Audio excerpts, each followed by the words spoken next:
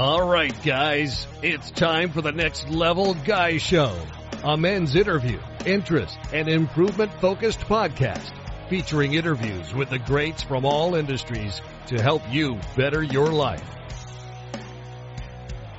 Each week, a new episode features an interview with one of the greats, covering all aspects of their story, from life hacks to tips and protocols that have allowed them to live life on the next level. We then highlight concrete action steps that you can use to improve your life. And now, your host, Ian Dawson Mackay.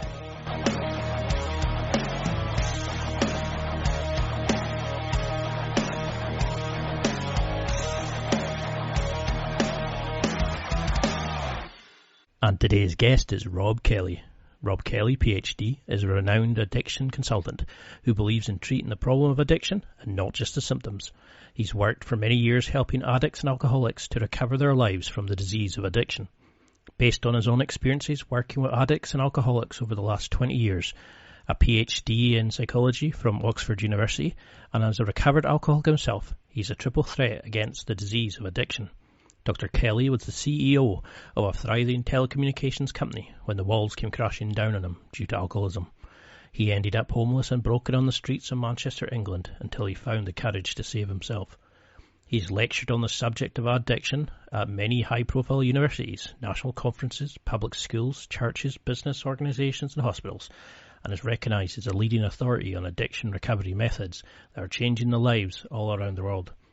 Dr. Kelly is currently the CEO of the Robb Kelly Recovery Group, an addiction recovery coaching company he created based on extensive research and behaviour studies that he conducted over the last 20 years. Dr. Kelly's methods may seem unconventional, leading to some people to refer to him as the Gordon Ramsay of the addiction world because of his direct, no-nonsense and candid approach to treating addiction. Dr. Kelly works to make the road of recovery less of a mystery tour. He's passionate about educating the public and professionals on the dangers of alcohol and drugs, and he shares his personal highs and lows as he struggled and overcame crippling alcoholism in the November 2019 release of the book, Daddy, Daddy, Please Stop Drinking. And in this interview, we discuss the true causes of addiction, how our past is shaping our future, and how we can resolve the issues we're carrying around, why you need to and how to make amends, and so much more. The last 10 minutes of this is life-changing, because we cover how to make amends and truly let go of that burden that you're carrying around. And now, let's get to the interview. Well, thank you so much for coming on the show. It's an honour to have somebody like you who's made such an amazing impact in their life and changed it. Could you, for those who are maybe not sure the name, could you give a quick introduction? Just how would you explain your amazing transformation? Well, my name's Dr. Robb Kelly. They call me the addiction doctor because that's what I specialise in, being an alcoholic and addict myself. So I used to live in Manchester, now in the UK, now in the USA, and it's just phenomenal. It really is. So how would you define, what's the difference between addiction and a bad habit? When does it become a problem, and when is it just, you've just maybe been on the sauce a few nights, too many, you're maybe at Christmas time or that. When does it become that's a real issue? Well, mind-blowing time, guys. Just going to warn you right now. Alcoholics are born, they're not made. So what that means is I know people that drank more than me who were out Friday, Saturday night. They would drink me under the table, but they weren't alcoholics. So alcoholism is a predisposition. It's passed down from generation to generation, and it's basically remapped neural pathways with a basal ganglia that has a repeat on it that says that I'm going to self-destruct. So I'm a big advocate for, there's a difference between a Friday night drunk and a Friday night alcoholic. One needs to go to jail to sleep it off, and one needs to go to treatment in a hospital before he kills himself. So that's the biggest difference. And people, and this is the research that we've done over the last 20 years, is we like to think we're far more advanced in the addiction world than other people, because alcohol has 1% to do with alcoholism, and the same with drugs. But the only difference with drug addicts is drug addicts are made. Alcoholics are born, drug addicts are made with the addictive personality. So 90% of the people that come to us, in fact, more than that, 95% of people that come to us that are staunch heroin addicts, I ask them all the time, when did it start? It started in the doctor's office with painkillers. It is impressive that it's like how something that supposedly helps us can become an addiction. I mean, we all know an addict. We all know somebody who's struggling. Like, I suffer from OCD. I have intrusive thoughts and things like that. So I've had to go into antidepressants and things. Is the addiction where addiction and OCD similar in the brain setup as it would be in, alcoholism and things like that? Or is there scopes of addiction? Yeah, there is. In the test that we've done and the research that we've done, is certain parts of the brain do light up the same. And this is where it's really difficult to tell. Everybody that's an alcoholic, and when I say alcoholic, guys, I mean drug addicts and everything, but I'm just going to say alcoholic for now because it's a mouthful. Everyone that alcoholics has depression. Most people alcoholics have OCD, ADHD, all this stuff that we hear about. So there are parts of the brain and it presents in the same. So the symptoms of alcoholism would be, for the outside person who are looking in, depression, can't stop drinking, can't concentrate, lethargic, doesn't want to take part in anything that the family, isolates in bedroom or makes a fool of himself every time he goes out. These are the traits that we look at as an alcoholic. But again, going back to the 1% of alcohol, you see, everyone says to me, alcohol, Dr. Robbie, someone who drinks too much, correct? No, it's not. It really isn't. It's got little to do with alcoholism. It's just a symptom. So when you get down to the root causes and conditions and what cause it, then you start seeing the other illnesses creep in and be part of, but still early in research. So I would agree, say yes, but more research needs to be done without a doubt. I love it. And that's why I'm so keen to have you on, because it wasn't just 12 steps. Oh, you just need to find God. You were actually dealing with the root cause, the how was we drink too much. But you were dealing with the why. And not a lot of people cover that. So do you see similarities in what people come to you, or is it just the personal journey, what's causing it? Is there kind of a general, is it that we can't deal with stress as men? We're told to be big and strong and tough, so we just drink heavy. Is it that we're not told how to deal with trauma? We're not told how to say our feelings? Do you see similarities in the men that come to you? I would say definitely, yeah, there is traits. Without a doubt, most of them. So here's an interesting quote that I came up with. So alcoholism as like a position where it enhances behavior, although alcoholism is not a behavioral problem. Okay, so we can't blame. We can't say, you was born poor, so obviously you're an alcoholic. We can't say things like that. But there are certain traits that you see within the journey of an alcoholic. Here's one tip about everyone presents the same, depressed, all that stuff. But what happens in the journey is, especially when they're married, is the wife will come and say, well, he's not that bad. And I warn him that it will be, we've asked him certain questions. Alcoholism is the only self-diagnosed illness in the world. So I can't diagnose people, but I ask them certain questions and say, you're probably alcoholic. But the journey as a whole always ends up the same. Always, always, always with violence in the house, slapping the wife, dropping the baby, being kicked out. Always ends the same. And this lady adamantly told me that her husband didn't have a violent bone in his body. And I believed her, but I tried to explain the journey of alcoholism. It's a progressive illness. It never gets any better. It always gets worse. And in the end, our voice and our vicious comments are not enough. We need to strike out. And that's what we do. I punched my wife with our 6-month-old baby in her arms and smashed the side of her face in. I stabbed my wife 3 times one night because she won't let me finish my bottle of vodka. These are some of the behavioral traits of alcoholics. I don't remember doing them incidents and loads more, but that's where we go into that deep blackout, and the only way out is violence because we can't fucking stand ourselves and we hate ourselves deeply for what we're doing. So alcoholism is not a choice. Many people think it is. Now, if you're heavily drinking or abusing alcohol, there is a choice. Wife's going to leave you. Doctor said, hey, stop drinking, Jimmy. Otherwise you're going to, most people can start moderate, but the alcoholic can't. And that's a big difference. Because I remember you saying in another interview where, you had to go, you left the kids at home because you had to go and get, you had to get the guy in to open the shop early to get you, to get you the bottle. And I know I've been through a similar situation where I was a cashier in a supermarket chain that it doesn't exist anymore.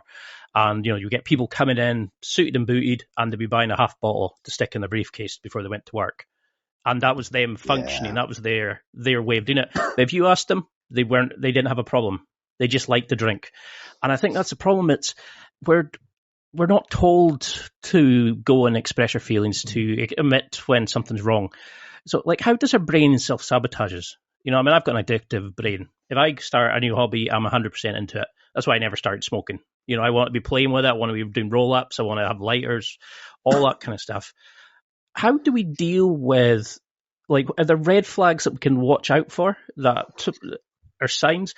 And how did you start your own dependency on alcohol? Were there things that popped up that you'd look back now and go, oh, God, yeah, that was bad?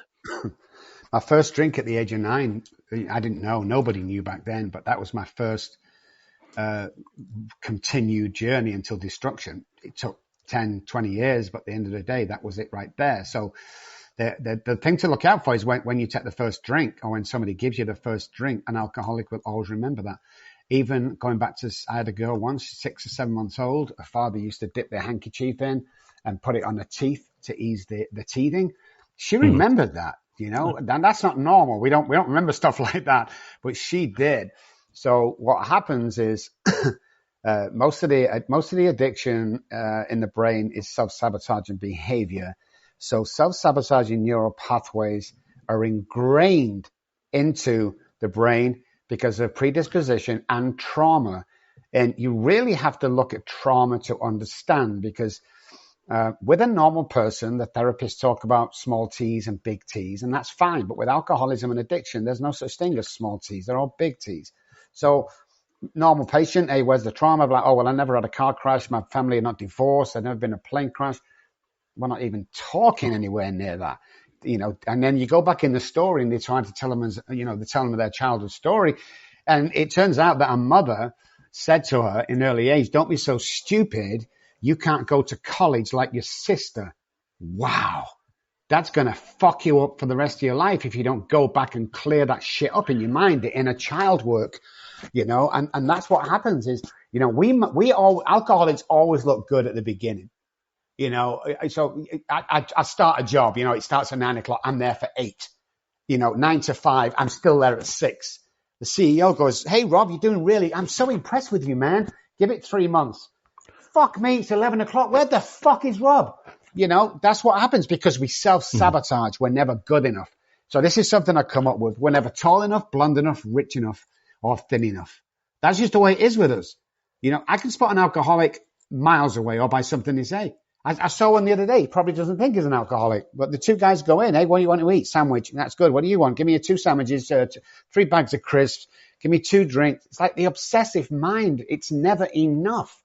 Never, ever enough. And my personal journey shows that, because when I came to America and got a little apartment and we started, working, my biggest dream was to have $100,000 in my checking account. So over here, we have checking accounts where the normal transactions every day from credit cards and checks come out. Then you have your savings. Then you have, your retirement stuff. My checking account, $100,000. That's fucking insane. Okay. But unless I got that, I wasn't feeling safe that it's all going to be taken away from me, because that's my biggest fear. Once I got 100,000, I said to my wife, once I get 150, that'll be good. $300,000 in the bank, and I still want 350. And when I tell people that, when it goes down, and this is the honest truth, and I'm not bragging, I wish I didn't have this. And this is my personal, in-depth, feelings and stuff where I don't normally share. But when that drops down from 350 to 348, I'm fucking panicking, thinking that all this is going to be lost. And I've done a lot of work on that, but that's just the way it is. So, yeah, it's just the self-sabotage is crazy how it works, especially untreated alcoholism. It's just crazy. It will kill you. It will ruin it. Alcohol doesn't kill us. The selfishness of oneself into this destruction of not being good enough kills us. I was smiling there because I was thinking it's so hit home that, you hear these things that everybody kind of says, I'm fine, don't worry about it. And it's like, I can sit there and I'll be self-sabotaging. As soon as I get a bit of success with the podcast, I'll stop doing a podcast because I'm too busy, in air quotes, rather than going, oh, I'm going to build on this, I'm going to do it. And I can remember how many times I've hidden in the shadows because I didn't want to be seen, because I was bullied in primary school. And I think that's the thing. It's like, we don't look at the small things that cause the tidal wave of shit that we deal with. We look at the big things. Oh, my parents aren't divorced. I wasn't abused. I wasn't whatever it was. And I think that's a real struggle. And then you get people who are far too much, and they start going, hit rock bottom. Okay, struggle with addiction. They don't feel like they're worth saving. They don't feel like they're good enough or that they can be saved. I mean, I suffer from depression and things like that. How does low moods affect us in our sort of destructive habits? How have you found, even though maybe they're dealing with you and they know that they're struggling, how can they change that? How can we start changing that mindset that everybody is worth it? It's amazing. It's amazing what we do. This is the most proud part of what we do, because I first of all say to patients, if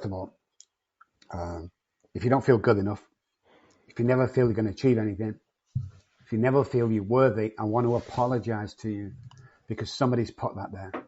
We're born with $1 million minds. If we hang around 10-cent minds, that's what we're going to become. So I say to my patients, if we could swap, this is day one into the 5th minute of the first session. If we could swap places for 3 minutes, all your problems would be over. And they look at me and go, I don't understand. You don't see what everyone else sees. You don't see the potential you have. And when they start thinking about that, it's like, enough of the self-sabotage. You are the leader that you think everybody else is. People are looking up to you to grab hold of this. And we go through the session, kind of building people up and letting them know exactly who they are.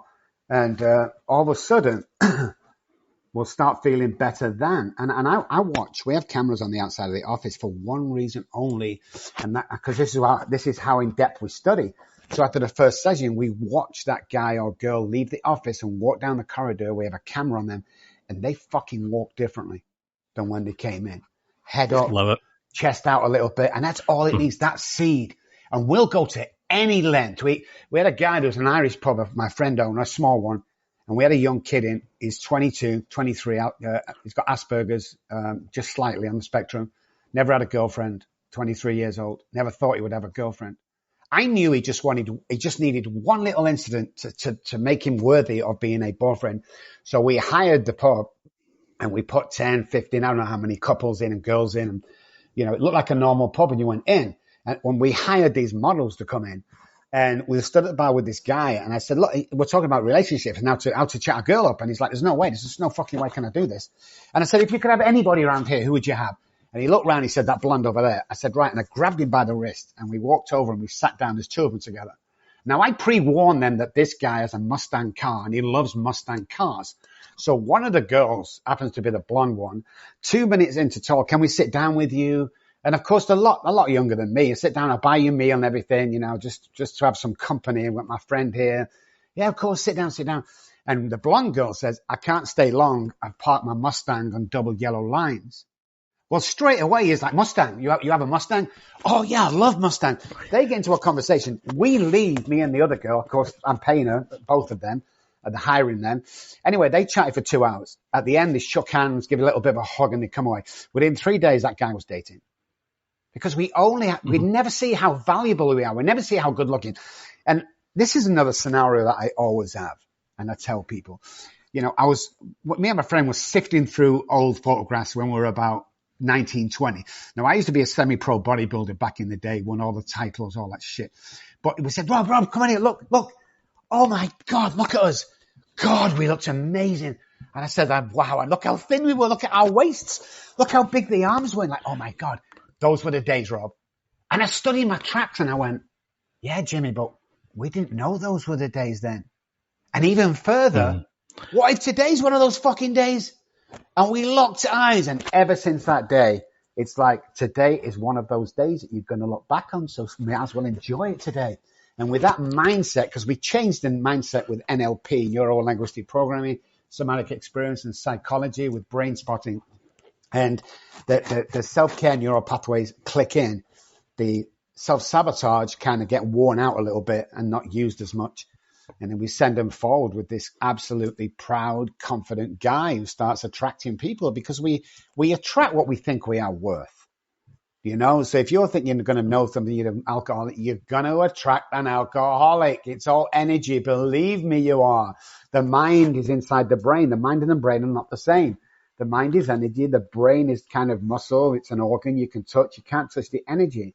But girls say it all the time, how come I keep attracting the same guy who's an alcoholic and at the end he beat me, and I say, what was your dad's relationship like with your mom? Well, he used to be, it's like we carry this stuff on. Monkey see, monkey do, all the time.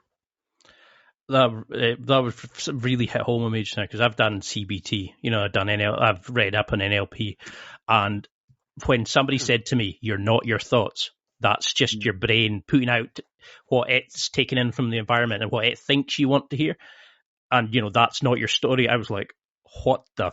It blew my mind. Yeah. I had a guest on called Brent Smith, and he said, you can change your story straight away. You just decide, nope, this is who I am now. And I was like, what? That was mind blowing to me. But if somebody is listening to this just now and is thinking, right, but I've done something really bad. It could be criminal. It could be like, when I'm still regretting stuff I did when I was 15 years ago, completely different person, how do we stop hating ourselves? Because I was really keen to have you on, because you don't just help people fix the symptom, you recover people's lives. How do we stop hating ourselves and start thinking? Well, the past is our greatest asset when we're working with other people similar to us. But we have to remember that our past doesn't define who we are. So if I get up in the morning, stub my toe, bang my head, come out, I've not buttoned my shirt up properly, I stop and I start the day all over again right there. So you're so right in when you say, I can start right now, change it. Of course you can. Fucking quantum physics tells us that. Most people don't know this, but quantum physics, a real science, on a basketball court, for instance, says I can be there 25 places at the same fucking time in every position available. So what I do is I visualize myself near the goal. So when I get the ball, bang it in the net, I'm going to be here there with a game. And everybody asks the same question. How are you going to get there, Rob? I'm going to walk over and take that fucking position. That's what I'm going to do. I'm not going to beg for it. I'm not going to ask for it. I'm walking over and taking it. And that's one of the main things of changing people's lives, is they don't think this is possible. The same question or the answer I used to get all the time up until about 6 years ago. Well, I can't be president of the United States. We had a fucking businessman running the fucking country. Forget the political views. Don't tell me you can't do anything. We can do anything we want to do, and we can change neural pathways, and we can remold the brain. Neuroplasticity is what I specialize in. We can remold that brain. So once we take them through and see the habits change, and the more confidence that they get, the past becomes an asset. It's like when they took my kids off me, which is a horrific story. And when I was homeless, horrific. And when I stabbed my wife 3 times, them all are horrific. But today I've made peace with all that. And when I tell my story and I mention them things, all the women start crying, first of all, especially when the kids were taken off me. It's such a harrowing situation.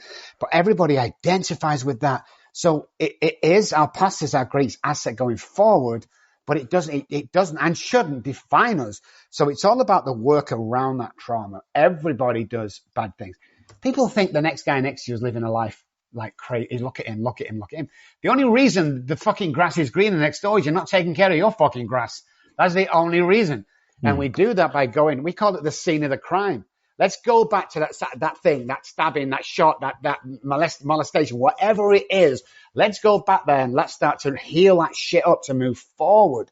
So then it doesn't become a burden. It becomes an asset, because we can't do anything about the past, but we can sure do our work around it.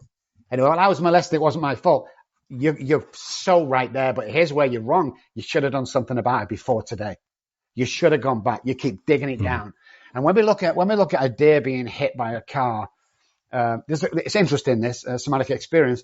When a deer gets hit by a car but doesn't die, it will stay motionless for about 2 or 3 seconds.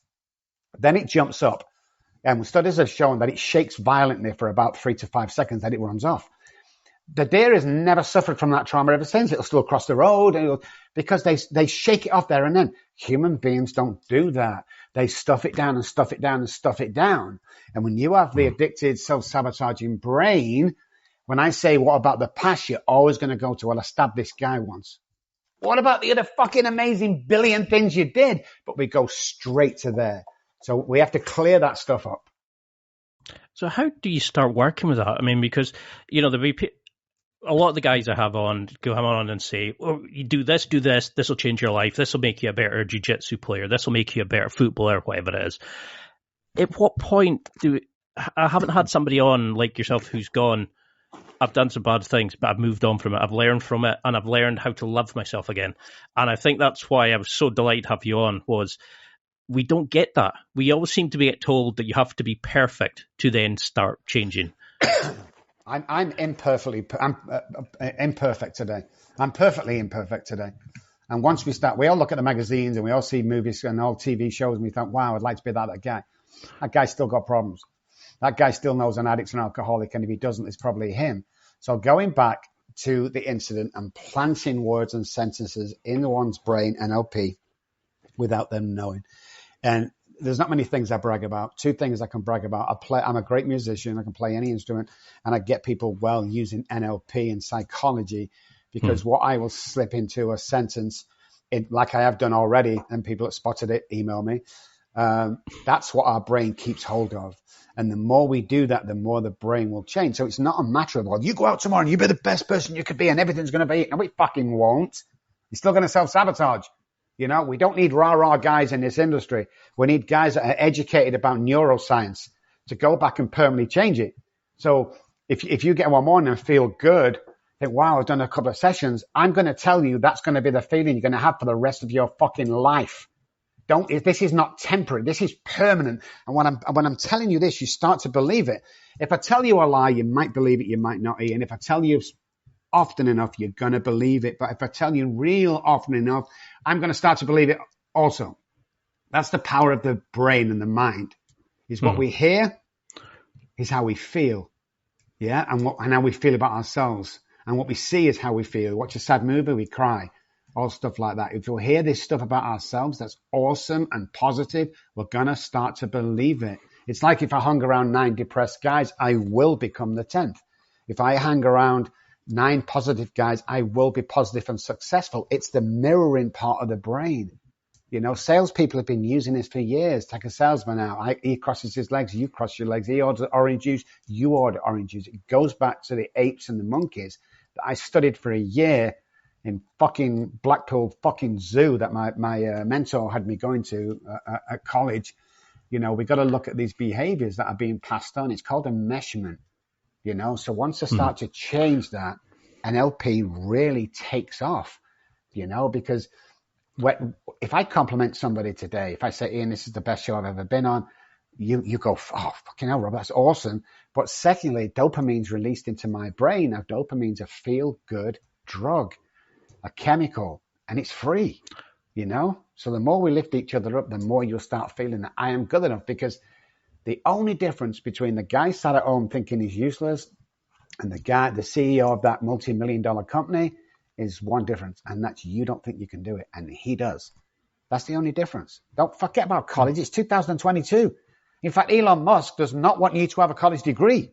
You know, it's like you've got to use your own mind, your own experience, your own get up and go. And everybody can do this. No, there's no way can you not do this. Because it's like when you said, you know, show me your friends and I'll show you your future. Yes. It's like that statement of like, you know, are you depressed or are you just hanging around with arseholes? You know, it's yes. I love that kind of attitude of like, it's who you're hanging around with that causes it. It's the environment you're in. And that's why I think this sort of 12-step approach is wrong, because you're treating the symptoms, you're not treating the root cause. You're not actually looking at why they're doing it. So how does neuroplasticity and like somatic experiencing and these sort of things, how do you start working with somebody to actually start addressing it? And, you know, because you're known as the Gordon Ramsay of addiction, how do you cut through, I can see why you're being so successful. How do you cut through the bullshit? No, I'm fine, and actually get a deep level change started? My style is different to anybody else's style. People will come in, sign you up, go and see a therapist for 3 or 4 years over here. We don't do that. If you're not ready, you're not ready. You've got to pass an assessment before we take you on. you know? So I'm good is taking out the vocabulary straight away. No one's fucking good until you've done all their work, and then they live in this amazing fucking world, but nobody's good. Everyone's suffering from something. And it's a relief to hear that for the patient. It's like, wow, okay, I understand that. And then we plant certain things in their head about them, depending on what the deal is, in sentences. Now, we did it's just like you said, show me your friends, I'll show you your future. We did an experiment once with a guy. I used to have offices in Dallas. We used to live there. And this guy was a Dr. Pepper. Now, Dr. Pepper, for those English guys, is the drink, Texas drink. It's like everybody drinks it. They don't like Coke. Everyone drinks. So if someone asks for a soda, it's always Dr. Pepper. And this guy was a cowboy, the hat, the boots, the ranch, everything. Dr. Pepper was his deal. Often we go, hey, we're not running out of, we've got Coke. You have to go to the store and buy me Dr. Pepper. And that's what we did. So one day, because I said I can change his mind.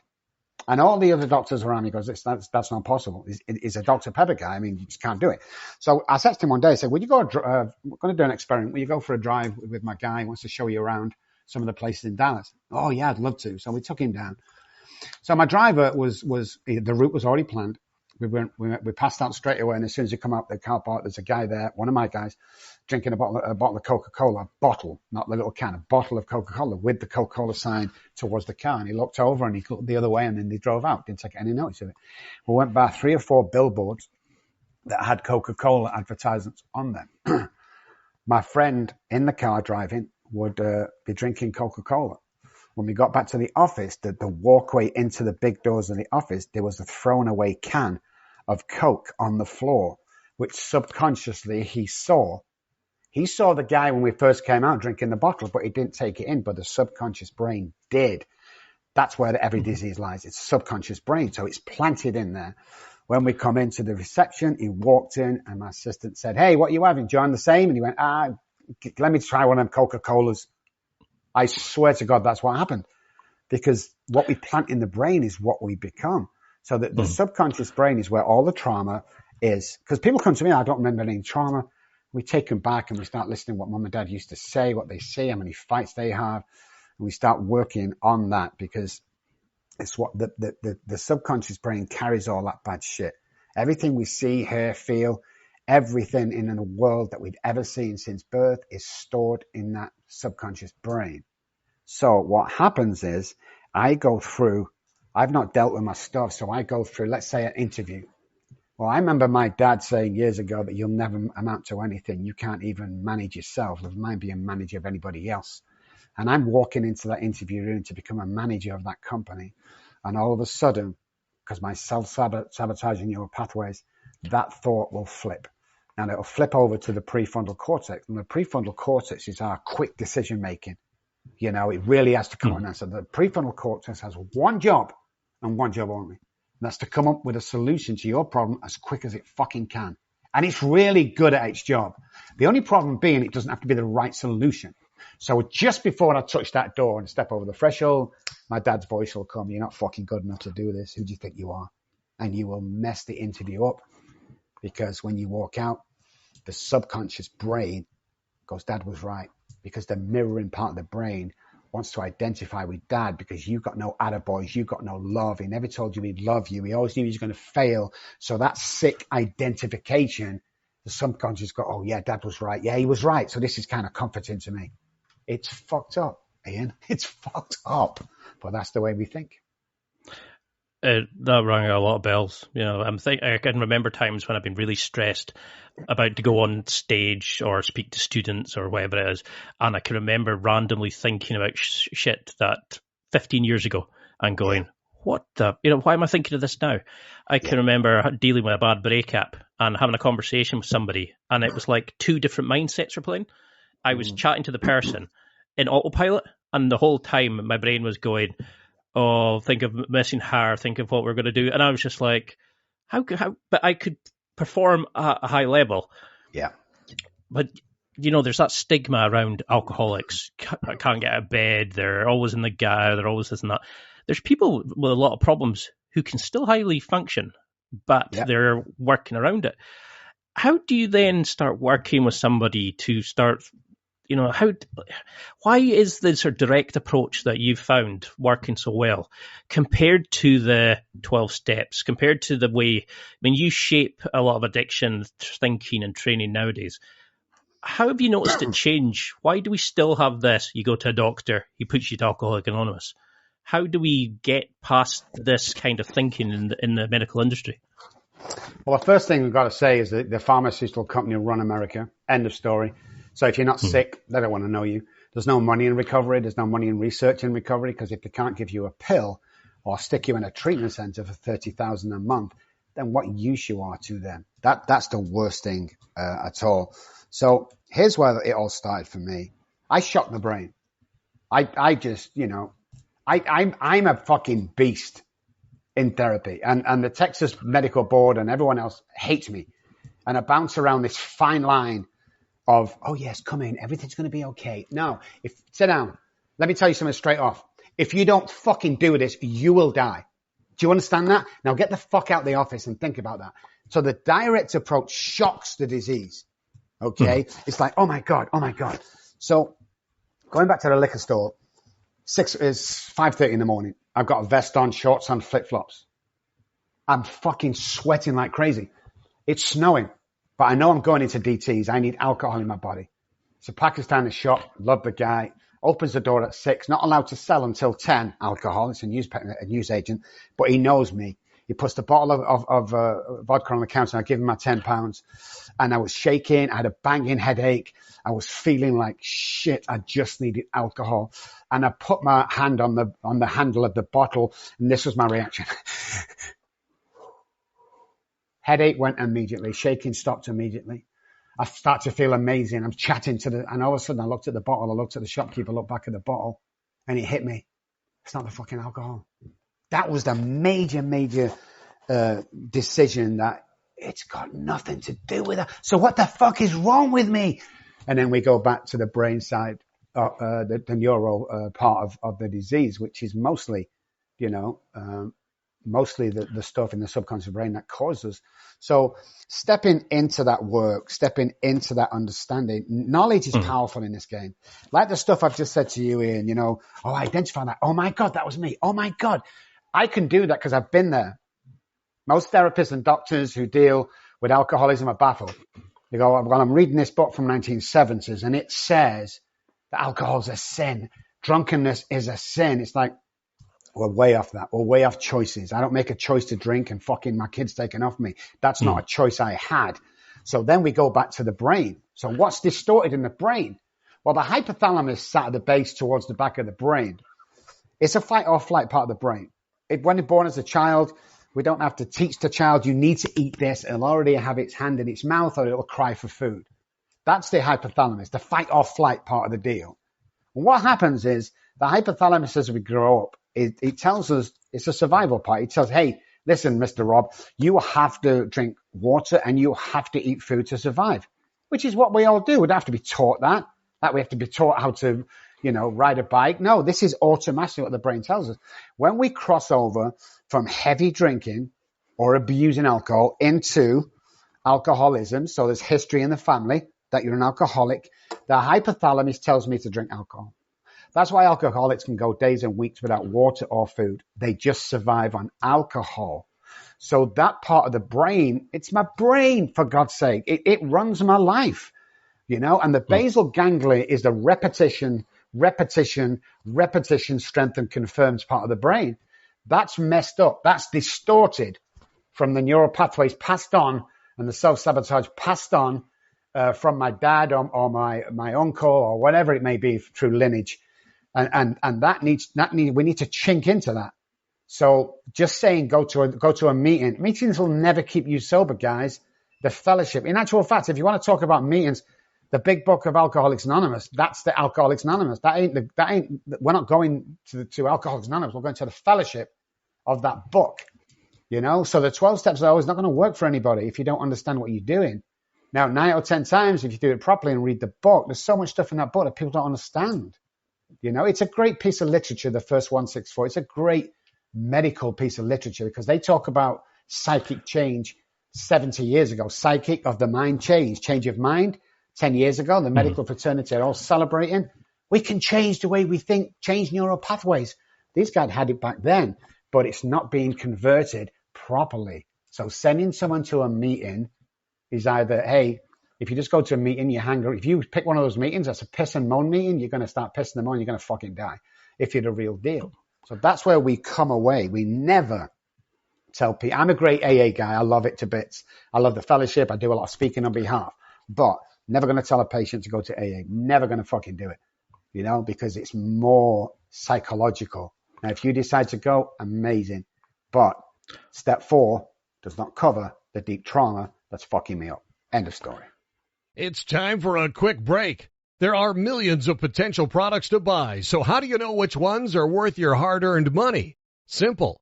You go to nextlevelguy.com/affiliates and explore those that will transform and improve your life.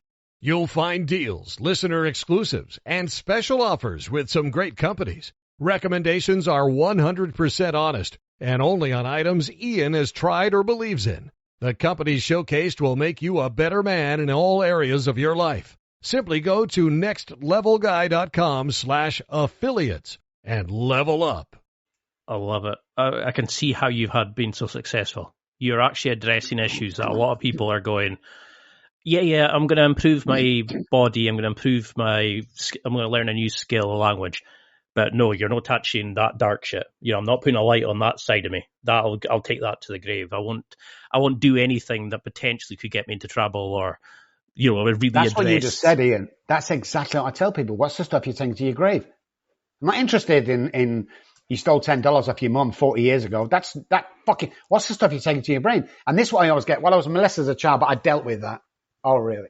Did you really? What's your relationship like? Well, I've not got a girlfriend and wife now. I split up. Okay, was that around intimacy? Well, kind of. Well, there you go. You're not dealt with it. If you're asking somebody the trauma from the past and they go, well, you know, it was the molestation, but I've dealt with it. No, you haven't. Otherwise, you won't bring that up. You only bring that up from experience and telling people. You don't bring it up and ask you what's your trauma in the past. So everyone, you're right. Everyone thinks you've dealt with it. What's the stuff you're going to take to the grave? What's the stuff that you want to tell me because you think I'm not going to like you after you tell me that shit? You know? What's the stuff that's killing you? And let's look at the root cause of that. What damage did they do, you know, that they do? You ever remember as a kiddie, and I know we did, you know, in the streets of Manchester, Moss Side is where I grew up.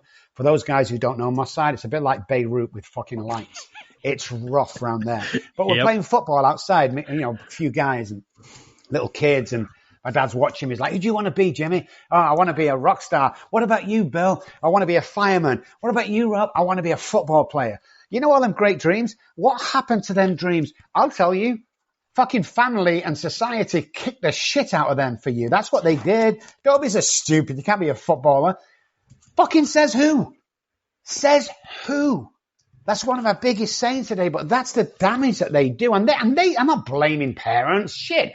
You didn't know. There's no manual for bringing kids up. We're only finding this out in the last 10, 15, 20 years is what you tell a child is probably going to become. You know, so the stuff we're taking to the grave. Well, my dad did this. I walked in and my dad having sex with another woman. Yeah, I've dealt with that. No, you haven't. You haven't. Because what you're seeing there is abandonment, that your dad doesn't love you because he's with another person. That's the shit that's hurting. The abandonment, the shame, the remorse, the guilt over that. The stuff that we carry from enmeshment for our kids, that's what's going to fucking kill you. So we don't take any shit when people come in. What's the trauma? I don't have any. Fuck off out the office. You lying fuck. Of course you have trauma. Everybody does. So don't come that shit with me. That's the stuff I say. And like I say, most treatment centers hate me and I fucking hate them. So we're good with that. We're the only company in the world that offers you a money back guarantee if you relapse while continuing to do our program. The fucking world. We have a 97% success rate. Treatment centers have a 3% success rate. AA is sitting at about a 5% success rate. We know what the fuck we're doing. And I'm cocky and I'm loudmouth and I'm direct. But you know, you follow me on one day into my house and watch me play with my 3 English bulldogs. Watch me hug my wife at night time. Watch me speak gently in the house like a kind person should. Watch me give $150,000 last year to people who needed it. Not a charity, individual people that I thought needed it. money to get the kids back, money for trials, courts, solicitors, attorneys, barristers. I had a little car. I have whatever. Look at that side of me. You see, if I come up and sat down in front of them and was like, hey, listen, Ian, I know you've got a problem. It's going to be okay. It's good. No, it's fucking not. And people don't like me for that. But you go back in generations and it took me a long time to say this, Ian, a long time. I couldn't even accept a compliment. But you look at geniuses in the past. First of all, they're mocked. The government always says that if you want to get rid of conspiracy, mock somebody. So everyone laughs. I was mocked. I was laughed at.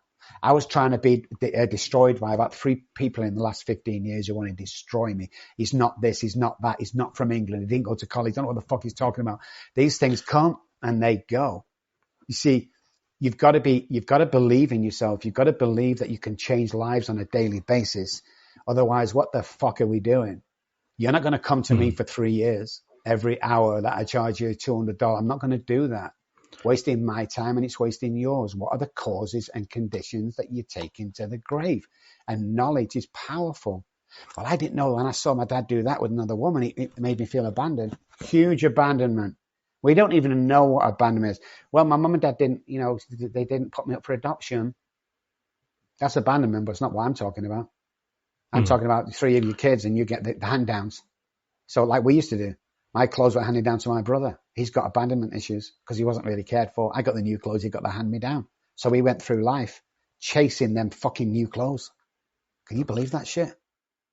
No, it makes a lot of sense. Because you can see, like, I look at friends and I go, you can see what happened in the past, like, just that about and how they are now. And you kind of go, geez, that's from that. But we don't look at ourselves. We don't turn that mirror inside. We want to go, oh, look at that. They haven't dealt with that. They're still like that because of their childhood, the way their parents were.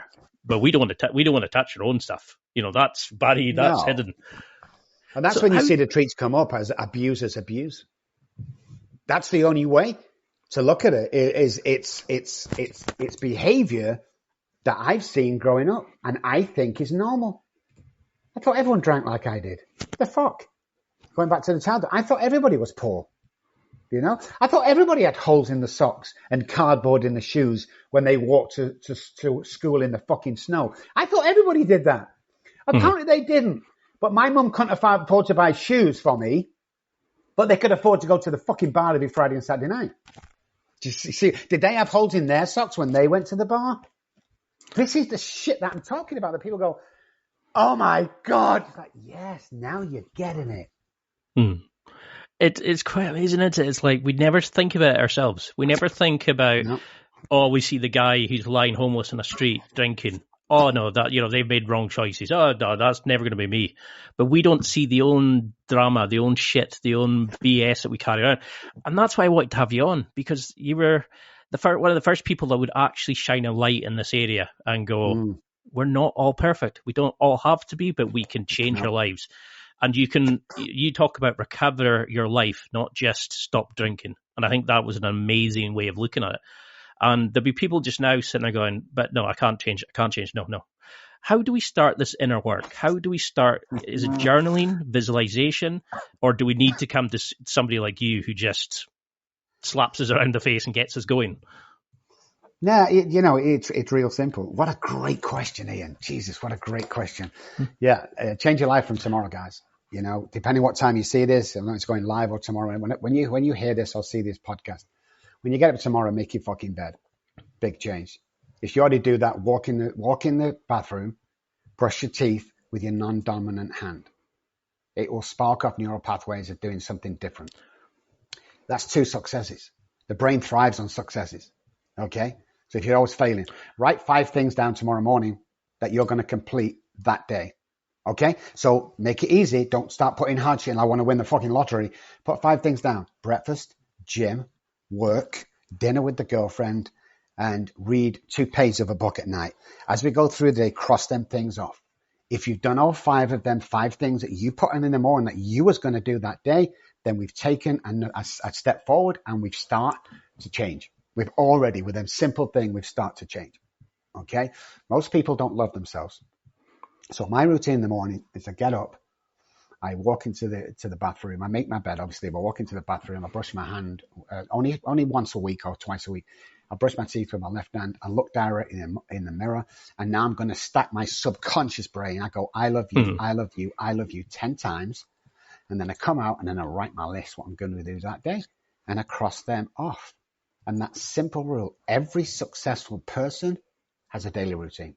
You ask anybody that's been successful, they have a plan, they have a daily routine. So it's all about mindset. It's all about how you can believe that you can change. The smallest thing I did, brushing my teeth, this was years ago, 30 years ago. I knew it was different. Putting my trousers on with the left leg first instead of the right. I always do the right for some unknown reason. Put your socks on first before you put your trousers on, or put them, if you do that already, reverse anything. If you've got four pair of sneakers and one's in red, one's in blue, pairs, wear one red, one blue one day. The neural pathways are changing. I'm looking at them and people going, hey, look, change them fucking neural pathways and have that dream that's going to become reality. So with me being a bodybuilder back in the day, I belonged to NABA, National Amateur Bodybuilding Association, and Arnold Schwarzenegger came down to do some talks, not posing, just come to do some talks. NABA was bringing him over. So me and a friend got picked to go and pick him up from the airport, take him to the hotel and stay with him, make sure he get to the shows on time. It was like 3 days of shows, that's all. But we're speaking one night. Now, this is back in the late 70s, early 80s. I can't remember. Pumping Iron had just come out, underground movie. He couldn't speak English. He was nobody. Everyone told him he's never going to be nobody. He's just a big hunk of meat. That's all he was. But as I was talking about mindset, because you have to have a mindset to do what he does, especially the dieting. And he told me 3 things with the mindset. He said, first of all, I'm going to become the highest paid actor in the world. After we stopped laughing, we asked him what the second one he's going to do. And he said, he didn't say I want to be, he said, I'm going to be a governor of a state, preferably California. We're like, okay. The third one, Ian, blew my mind.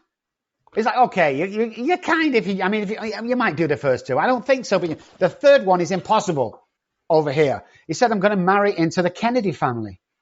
The fuck? You can't do that. And as he checked 1 off and then 2 off and then 3 off, it all hit me about mindset. It's freaking unbelievable. You have to believe in yourself. If nobody's going to believe in you if you don't believe in yourself. Nobody's going to believe in you if you're not confident about yourself. I used to walk in a room here and I used to walk in, cower down a little bit when I'm drinking and trying to get better. And I walk in, head down, and one thought crossed my mind all of the time. And that was, I wonder if anybody likes me in here. Today I walk in with my head held high and I go, who the fuck do I like in here today?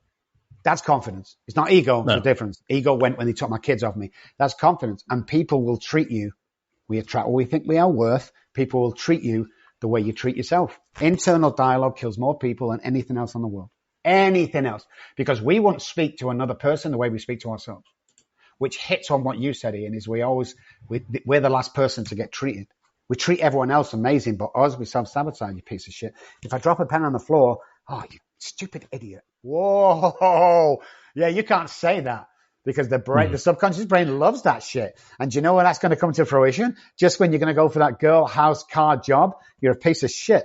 No, can't say that. Start replacing them with, oops, dropped a pen. That's clumsy of you or whatever. Just be positive.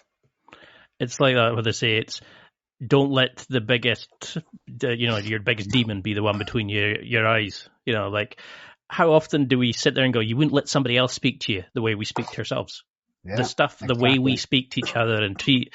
So how do we set up our lifestyle, our houses, work with the people in our lives to make the change? And what happens if we do make a change? How do we reset, recalibrate and restart and not just think, may as well just go and start the habit again? It's all about, like I said, believing oneself and resetting mindset and hanging around the right people. So if you're hanging around, let's say you want to stop drinking. If you're hanging around the people that drink every day, you're going to drink. Okay. So you need to move away from that. Move away. Okay. If you ever notice, guys, them alcoholics used to drink with at the pub, but you're in hospital right now because you've got alcoholic poisoning. Did the manager of the bar come and see you? No. Did your friends come and see you? No. You find out your true friends when you find out your true worth. So you need to start looking around, get in groups, get on the internet, groups in your area. We have gather around or something over here where you can go to leaders, classes for leaders. You can join hikes with businessmen who are already successful. Get into them guys And believe me, you'll start acting, mirroring part of the brain, you'll start acting like them guys, just like you act like your friends you're already with now. I had a friend, I still have a friend, she's my best friend, and she used to say, I go, hey, what's up? And she'd go, what's up? And I fucking hated that when she said it. But you know, after about 2 or 3 months of hanging around with her, she'd come one day and said, hey, what's going on? I went, what's up? Oh, for fuck's sake, I've just said that. So hang around with the guys you want to be, the behavior. And once you start being successful, because you fucking will, then you start believing that this is possible. Can you imagine me coming off the street? Are you fucking insane? We've only lived in this house for 3 years. When I pulled up, I'm like, my dad would die if he knew that this is $1 million house. I had to work on myself there and then. It's a daily reprieve. It's a daily education on oneself because we always want to slip back. Our mindset. Let's say, for instance, England, Manchester. The main road out of there is, let's say, the M6. Okay, the M6 is the main road. That's my self-sabotaging neural pathways. Every single time I'm going to go down the M6. I know it. It's comfortable. I know where I am, and I know what it leads to. Okay? That's my thought patterns. I need to change that and start going down the A roads. That's how we change neural pathways, by the stuff we just talked about. Is once you start believing yourself, other people are going to believe in you. And believe me, guys, the people listening at home, you have a fucking million things that are awesome that you can give to another people. If you're hanging around guys that don't appreciate you, look at the guys at school, the guys sat at the back, not participating. You know, 9 out of 10 times they're the geniuses because the work's so boring they ain't going to do it. Expand your mind, read a book, be careful what you're watching. If you're watching, horror movies all the time, that is what we're going to see. It's like when we go to bed at night time. If the last thing you do at night time is look at Facebook to see if anyone's liked your photographs, you're going to fuck your night's sleep up. If you get up in the morning, the first thing you do is check it to see if there's any more likes. You've just set the plan for the day. So if you only got 20 likes and you wanted 100, you're already fucked. That day's fucked already. Because the mind's going to continue self-sabotaging. Because you were really right when my dad says fucking 60 years ago that, Rob, you're a piece of shit. It's going to come up. And it manifests in all different kind of ways. So no, please don't be perfect. Nobody's fucking, I love that I'm imperfect. Yeah? Try new things. Open your mindset. And the biggest thing I will tell you, stop putting the brakes on your imagination. Stop it. Stop it right now. I come from, you'll understand this, Ian. People don't understand around here. I come from a council estate. Yeah. I come from the race course in Sale. And like everybody knows fuck that. Straight out of prison, straight to the race course. Yeah, that's what it was like. So don't tell me you can't do anything. Everyone I work with attained success. Over 7,000 patients right now achieving success. Don't let people tell you can't do anything. Don't let people tell you can't achieve anything. It's fucking wrong. We have a mind that can do anything, but it starts with you. I love it. I'm really disappointed. We're 55 minutes in, and I feel like we've only been talking for 10 minutes. I wish I had another 3 hours to go until. So definitely got to get you back on. But is there a need to make amends for things? Do we have to go and apologize to the people we wronged? Do we have to do this? Do we have to do that? Or can we just look at it and go, I fucked up in the past. I'm going to use this now as inspiration to help people in the future. Interesting question. Again, no one's ever asked that question in 30 years of doing this. That's a brilliant question. Yes, is the answer. And I'll tell you why. The amends is not for them. Fuck them. The amends is for you. You're not going to pass. You're going to keep that in the subconscious brain all of the time. We need to uncover, discover, discard of the shit that's keeping us in this fucking hellhole. So this is what I do. I have a couple of sentences. I don't care if I've raped you or I've stole $5 off you. The same. Hey, Janet, can I come around and speak to you? Just, fuck me, Rob. Just 2 minutes, I promise. Okay, come round. Walk in. Hey, listen. I'm on a spiritual journey. It's a matter of life or death for me now. It really is. Part of my past, what a wreckage. You was involved with that. For that, I regret. Don't say fucking sorry. I regret. Hey, listen, if there's anything I can do in future where possible, you let me know. I walk out, fucking finish with them. I cross it off my list. Those people that can't be seen, I cross it off my list. Those people that's moved, I don't know where they are, they cross it off my list. If they live in another country, but I know where they live, write them a letter. Get it. It's for me. Get it off. Deal with it. Get it out. Uncover, discover, discard. Uncover what it was that you did. Discover the effect it's having on you. Don't give a shit about the other person. No, nobody gives a fuck about me. This is not about, oh, listen, I'm sorry, Johnny. Well, you should apologize. No, fuck you. This is me. And then I'm going to discard that shit. I've dealt with it. Don't think, no, oh, I do live in amends. Fuck you. That's the biggest bullshit I've ever heard in my life. Fucking live in amends. Get your fucking work done and get better and go and help other people and live the life. You know, if we look at the Bible, we look at the age group we're supposed to live to. Ian, I've got 15 summers left. That's all I fucking have. So I'm not going to be fucking worrying about these guys over there. Oh, I've got resentment against him. Get it out. Make your amends. Get out of there. You know, it's easy. It's quick. And I tell you what, you'll feel absolutely amazing after you've done it. And if you don't, text me or call me or fucking email me. I'll send you £100 or $100. How's that? Because I know it's impossible. Because we get rid of that shit and we feel the weight off our shoulders. Now we can go to work. And what happens if you can't find that person, or they've died, or they've, you can't reconnect with them? Is there a way of just, I know, because you've talked about spirituality, not religion. I mean, I'm not religious in the slightest, but I agree with you that there's something else out there. And, whatever you put out seems to come back. What happens if we can't meet that person, find whatever it is, make amends? Can't we just put it out there, or is it enough to do good in another way to replace that? Well, here's my deal, because most people get hung about this. Well, Jamie's gone abroad. I don't know where he is, but I could find him if I tried. Blah, blah, blah. He's gone abroad. Cross him off your list. If you come across him again, make amends. But you don't go out your way. Remember, it's for you. Mm-hmm. If you could have made amends, you would. That's the thought pattern. Now, when people have passed away and died, I get my guys to write them an honest letter.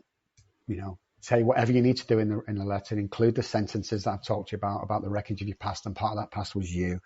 And then you can do what you want with it. You can burn it. You can, send it. You can go to the grave, whatever you need to do with that, but get it off you. Most people come to me in trouble with the police. This is what I get them to do. And I've been told by these people that the burden was phenomenal. I have a problem with Dallas police. They arrested me. Okay, calm down. First of all, write the amends I told you. Put it in an envelope. Don't put your name on it. Dallas police on the envelope. Get it sent off. You're done. This is for you. Some cop's going to open and go, what the hell's this? Throw it away. That's fine. It's for you, not them. So we can always make amends. Left they've moved and we don't know where they are, But we never bring up the past to them. Hey, I want to apologize for the time I slept with your wife. Oh my God, no.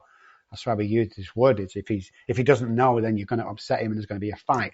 If he does know, you've just reignited the thought pattern. It's just don't do shit like that.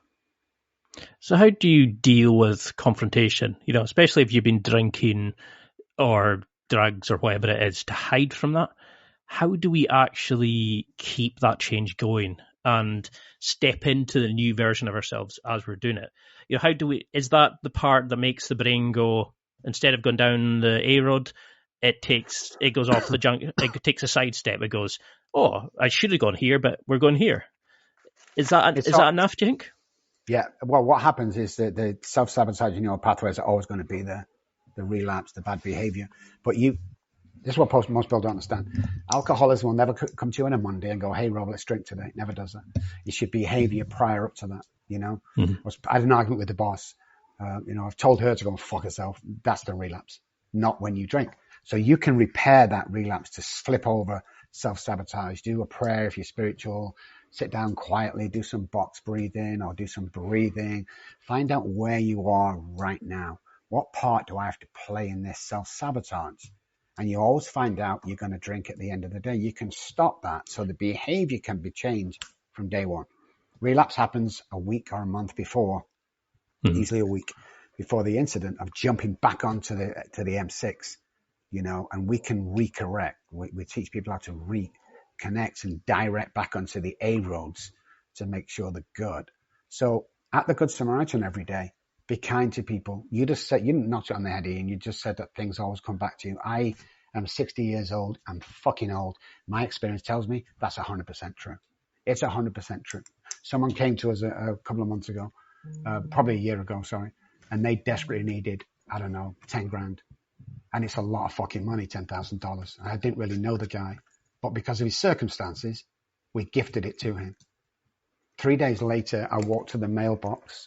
True story.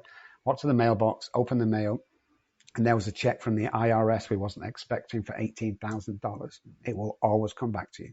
That made me feel good. Not because they're 18 grand, because it always comes back to you, and that I can give freely. I'm kind of speechless. Like, I can see how you help so many people. You're actually changing lives. You're not just, oh, well, here's a few steps. You're actually giving concrete action advice. And we definitely got to do this again. Definitely got to get you on and 100%. do the round two. Because I've had so much fun, and I'd love to meet you in real life. And, just the personal stuff you've given me just now has started to sink in. Never mind what other people are taking from this. But what would you want them to remember? What would you want them to take from this as a sort of finishing message? Is it just that they are enough, that there is, no matter where they are in life, that they can heal and recover their life? 100%. Like I say, just start realizing, talk to somebody, call somebody, get a great therapist or counselor that knows, do some research on them. But you are good enough, guys. I mean, you really are. There's no such thing as a real bad person. Anybody can change if you want to. And I did the bad stuff. I hung around with guys on the Quality Street gang. Any guys listening around Manchester, you'll know what I'm talking about. I was them boys. I was the bad boy. I was the guy beating up people for money, stuff like that. I was that bad guy. Worked the doors for years in Manchester. You can change that. Hurt a lot of people in my past that didn't really need it or want it, but I did it. So yeah, you can change. You really can. Everybody's got a chance to do this. It's the reason why I'm doing it today. I could retire tomorrow and never work again. The reason I still do this shit is to make sure that people know that they can change, and they can change for the better. And once you start doing it, first step tomorrow, make your bed, brush your teeth with the left hand if you're right-handed, and automatically the brain's going to go, oh, this is different. That's all we need. You can do it. You are worthy. Don't worry about being born with this crazy mind. No, you can change it. Neuroplasticity. You can change and mold a mind to your success. And success looks different. Success is being that father on weekend to pick your child up. Successful. I could never do that. So success doesn't mean money and big houses and cars. It's success as being a man or being a woman. Especially men. I get a lot of men. Come be that man. Be that fucking leader. Because you never think you are, but you are. People look up to you. People look around you. Your kids, your wife, your friends. Start sticking your chest out and lifting your fucking head up high. Because you deserve it, guys. You deserve it. I love that. I mean, it's probably one of the most important interviews I've ever done. When I look back now and I think how much you're going to change people who are sitting just now going, oh, I can't be that person. I've done this, I've done that. And you're saying, no, you can't. You just need to use these steps. And how can we keep in touch now? You have offices in England, you have offices all over the world, and you're sort of getting your books and stuff. How can we keep in touch with you, connect with you, work with you? How can we, start our own journeys? Well, I spell my name differently, ROBBKELY. So put Dr. Robb Kelly in any search engine, you'll see it come up. ROBBKELY.com is the website. Jump on there. Contact me on there. There's a button. You just press that button. The call comes straight from me. It doesn't go to my assistant or comes straight to me. And we can chat. And if you want to do that, I'll give you a 5-minute pep talk that will change your fucking life. Amazon is where the book lies. I think it might be American Amazon. Again, buy it, read it. All that money goes back into England and America. If you don't like it, find me on Facebook. I'll fucking refund your money. This is not a money thing with me. It never was and it never is. But yeah, come find me, guys. It's going to be fucking awesome. And until then, I will see you next time. Because there's going to be a next time, right, Ian? I'm already thinking when I can fit you in again. I'm it's like thinking 10 minutes. We've done 10 minutes. That's all we've done. It's weird. It's like I feel literally like we've just started. And I know it's always somebody I can connect with when I'm thinking, what do you mean it's an hour? Oh, shit.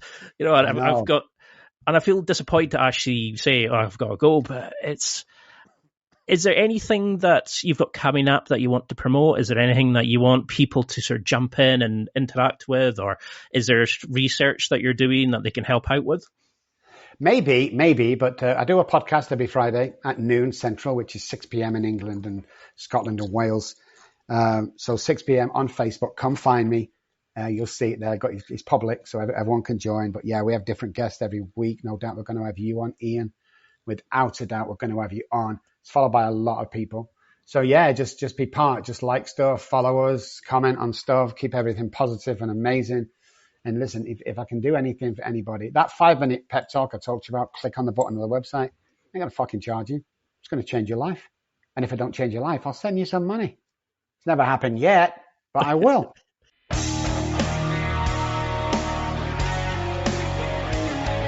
Well, that's it for another week. And thank you for listening. It's now time to take what you've learned and use it to develop and enhance your life with the key points mentioned. Listen, try it, embrace it, use it, and crush it. Now's your time to hit that next level in your life. If you liked this episode, then please leave a comment on the show notes or a review of the show on your podcast platform. Everything helps evolve the show. Until next week, keep seeking the next level in your life.